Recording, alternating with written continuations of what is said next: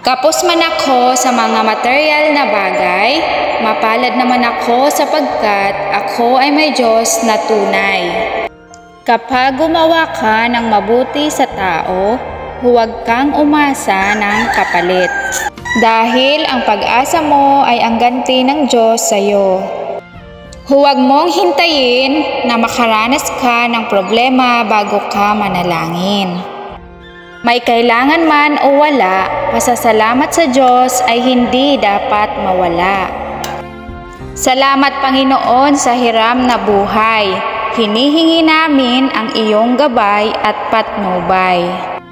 Tulungan mo kami muli na magtagumpay sa lahat ng pagsubok sa aming buhay. Sa gitna ng kawalang pag-asa, nagbibigay pag-asa ang salita ng Diyos sa Biblia. Habang tayo'y pinagkakalooban ng buhay at lakas, ang lagi nating isisigaw, salamat sa Diyos. Tandaan, utang natin sa Diyos ang ating buhay, kaya pasalamatan natin siya hanggat tayo ay nabubuhay. Kapag naiintindihan mo talaga ang salita ng Diyos, ibig sabihin, hindi ka masamang tao. Dahil wala sa masama ang makakaunawa.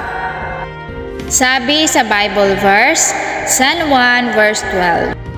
Mapalad ang taong nananatiling matatag sa kabila ng mga pagsubok dahil pagkatapos niyang mapagtagumpayan ang mga ito, tatanggapin niya bilang gantimpala ang buhay na walang hanggan na ipinapangako ng Diyos sa mga nagmamahal sa Kanya.